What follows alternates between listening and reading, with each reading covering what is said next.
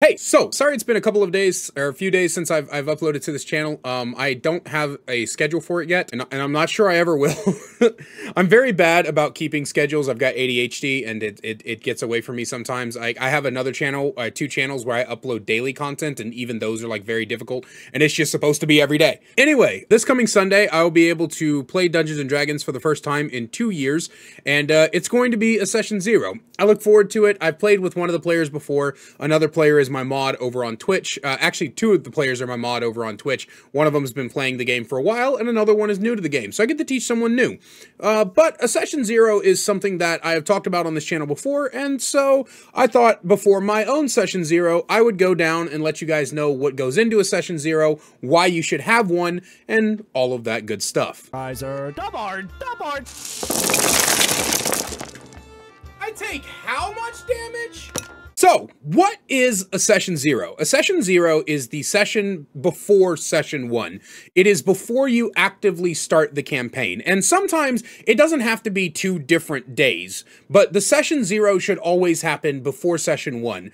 This is where we're going to go into character creations, which is optional. I'll get into that in a moment. We're going to set expectations. We're going to set boundaries, we're going to declare rules of the table, and then we're going to convene, confirm, and play. And I'll get into each of those points. There should be some links down in the description for each of them, and hopefully somewhere on screen, assuming that I don't get lazy during the editing. So let's get into them. Step 1, character creation. So, character creation is something that I typically don't do in my session 0s, but a lot of DMs do it in their session 0s. I like to do it over the course of the week or the few days leading up to the session 0. Like, after I'm done filming this video, I'm going to hop into the Discord and just sit in VC and see if any of the players want to come in and talk about their characters. Just because I like to try to do the whole session 0 into session 1 thing in the same day. And so if we can get everybody's characters done before session 0, then session 0 ends up being a lot shorter. Because normally what takes a long time for session 0 is character creation. But sometimes that's not as easy to do. And sometimes you want all of your players there at the same time because players like to talk, they like to combine backstories. It's really, really fun. It's really, really enjoyable. So character creation is an optional thing, and that's the only reason I'm getting it out of the way first, because throughout session 0, while people are creating your characters, you'll normally be going over the next 4 things. Next up is set expectations. Now, the set expectations and the set boundaries and the declare rules all seem like they would fall into the same category, but they're 3 different things, and I'll explain to you why. So set expectations is setting the expectations of what the players are going to be doing throughout the campaign. Is this going to be a dungeon crawler? Is this going to be an adventure? Is this going to be a sandbox, combat heavy, roleplay heavy? You need to let your players know what they're in for, because if you don't do this, then players who like, say, combat heavy campaigns might find out this is a roleplay heavy campaign, and then they're going to get frustrated because they're only going to get a combat once every fucking 10 sessions or some shit, right? If it's a player who likes adventures but finds out this is a sandbox, then they might not be interested in it.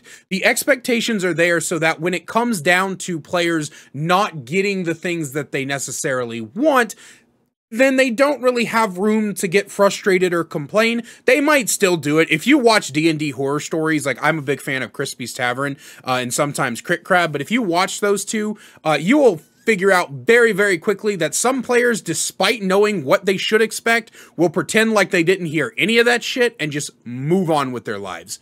But you need to set the expectations about what players are going to be getting into. As well as, whenever you're doing the expectations, you need to also let your players know what they can expect from each of those situations. So let's say you're running a healthy mix where you want at least 1 combat per session, and you're doing role play, 1 combat per session, and it's an adventure, right? So it's a from place to place, long scale adventure. You need to let your players know you guys are going to be traveling across the entirety of the continent for this adventure. You are going to be doing 1 combat per session and some role play.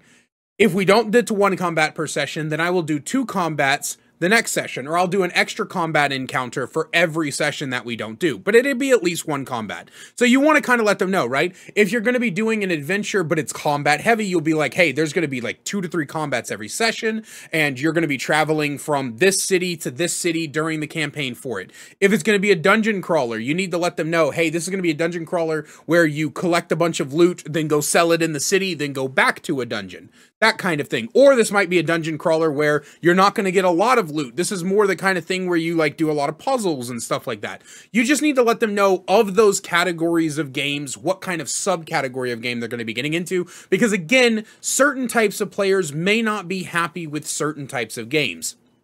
Another thing to set in the expectations category is how long you think the campaign's going to last. Now, this could either be in time frames. So if you're going to be playing every week, my group is going to be playing every other week. But if you're going to be playing every week, then you need to say like, hey, it's going to be a year for this campaign, right? Or it's going to be 6 months or something like that. Or you could set a level expectation. You know, you guys are starting at level 3. For my personal campaign, I plan for the campaign to end by the time they hit level 10. So I will tell my players this Sunday, hey, when you hit level 10, that is about the time that you should expect the campaign to wrap up. That's about where I want the end of the story to be.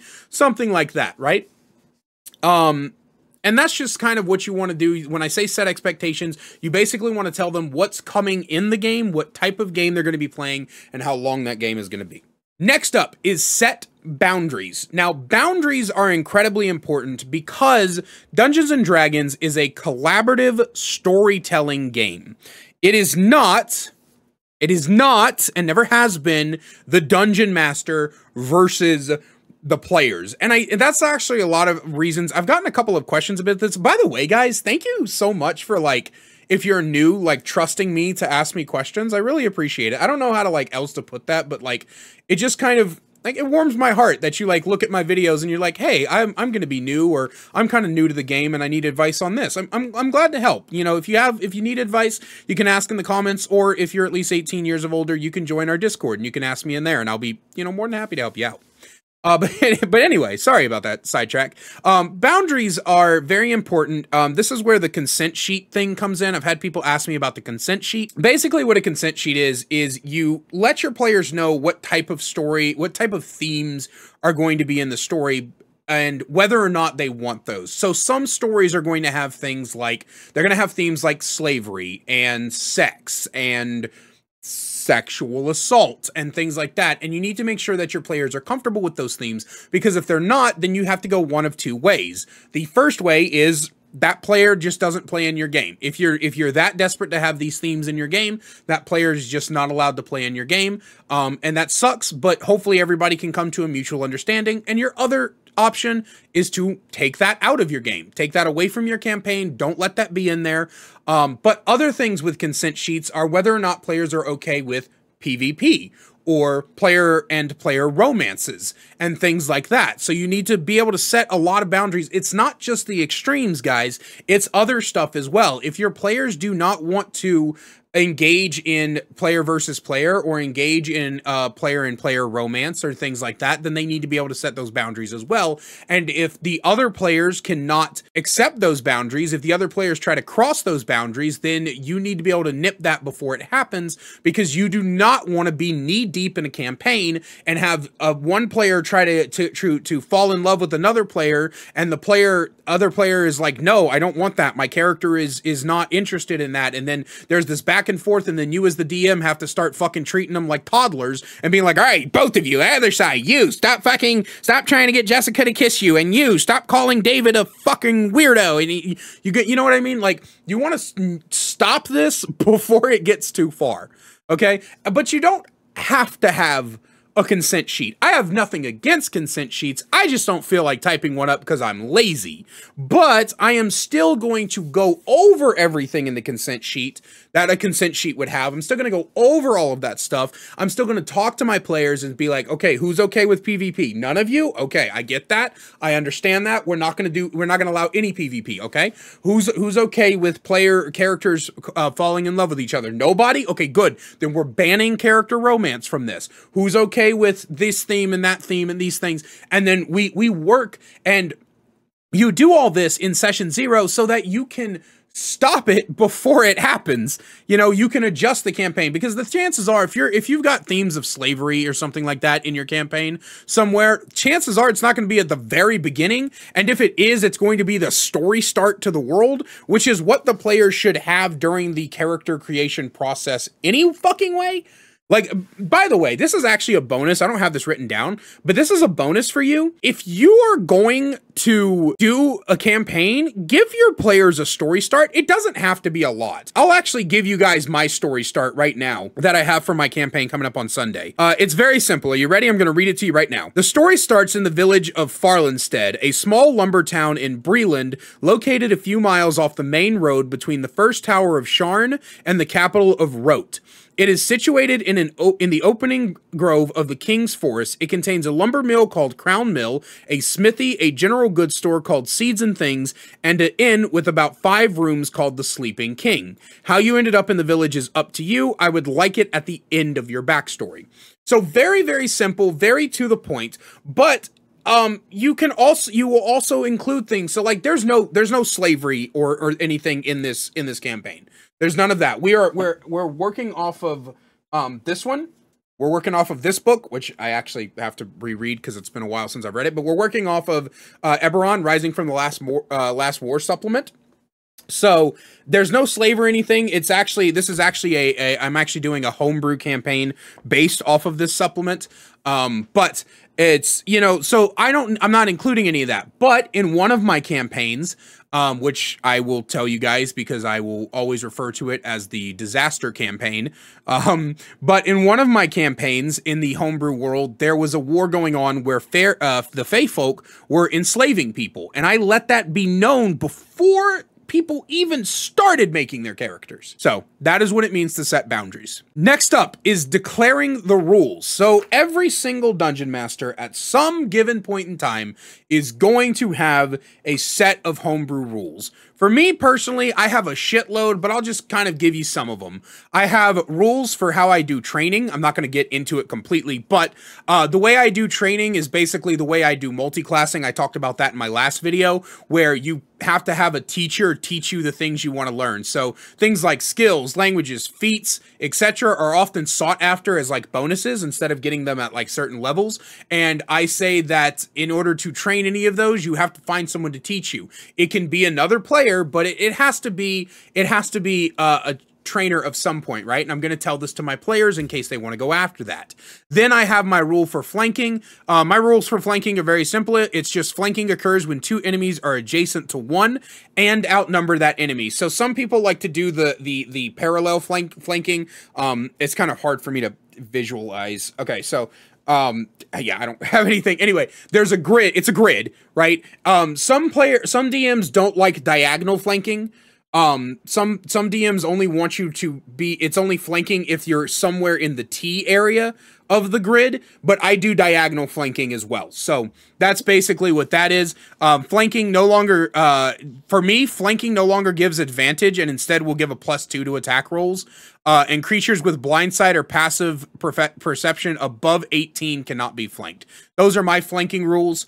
So that's, you know, I will tell my players that, and then I might do, you know, I have the exhaustion. I run the exhaustion as it's written. So I have that. And then I have a special way I do deck saves. When making a deck save against a spell, a successful save will push you out of the spell's range in the direction of your choosing. For example, if a fireball is cast centered on you and you succeed on the deck save, you'll move 20 feet out of the range. I do that because I think it's really fun and more flavorful and stuff like that. But basically what I'm saying is that you want to make all of your homebrew rules known at the beginning so that the players understand what they're getting into when it comes to how they're going to be running into combat encounters. And this also helps the players plan ahead. So for example, my training rule about having to find a teacher, and then like I said, I've got like 3 paragraphs. I'm not going to fucking say all of it in this video, but and then if they find a teacher, they can be like, oh, you know what? I'm going to really want to see if my character can learn a new language. I want my character character to learn Draconic. So I need to find somebody who knows Draconic so that the teacher can teach me and everything. You know, they can start planning for that, and it's very important. Finally, we have the last one: convene, confirm, and play. Convene about what you guys are going to, what day you guys are going to be playing, and what time you guys are going to be playing. You need to have a schedule set up, and you need to adhere to that schedule. Trust me when I tell you this, going on a week-by-week basis does not work. It kills campaigns so fast. If you're like, all right, guys, we'll meet on Tuesday, and then you get done with Tuesday, and it's like, all right, this week, when can everybody meet this week? And everybody's like, oh, I can do Wednesday. Well, now I probably can do Thursday. I don't know. None of those I can do Friday. And all of a sudden, you're not having a campaign that week. And then the next week, the same thing happens. And then it happens again. And then people start missing. And then people start getting frustrated. And players start dropping out. And the DM even drops out because nobody's playing the goddamn game. So do not do a week-by-week schedule. Find a day. Find a time that everybody can agree on, and that is when everybody plays. That way you can plan ahead of your sessions. That way you know when the session's going to happen. That way everybody can clear their schedules. And if something comes up, then everybody can talk about it and say, hey, I can't make it because of blah, blah, blah, blah, blah, blah, blah. Also, this is a fidget toy if you're wondering what I'm fucking with over here. Anyway, so convene about the schedule, confirm the schedule, and then finally play. If your session 0 is not that long, if it only takes like, say, an hour, then you go, hey guys, everything sounds good. Are we all ready? Can we hop into session 1 today? Then you hop into session 1 today. If it goes on for 3 or 4 hours, which again is possible with character creation, and you're like, wow, this took a long time, make sure that you've got the schedule for the next time you guys are going to play, and you'd be like, all right, see you guys session 1, and then you play the game. And yeah, so that is how a session 0 is supposed to go. Hopefully I didn't ramble too much and you guys were able to keep up with it. I hope you guys enjoyed these DM tips. I've been having a lot of fun doing them. Like I said, I'm sorry about the gigantic space between videos, but I will try to be doing near daily Dungeons and Dragons content as I go on. Hopefully I can start doing like 2 or 3 videos ahead and getting all of that out.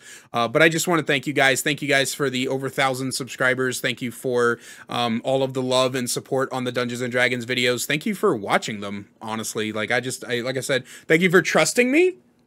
It's so weird. It's such a weird thing to think, but this has been my favorite hobby for a long time, and being able to do content around it has made me far happier than I think I've ever been making content. So yeah, other than that, I love you guys so much, and I will see you in the next one.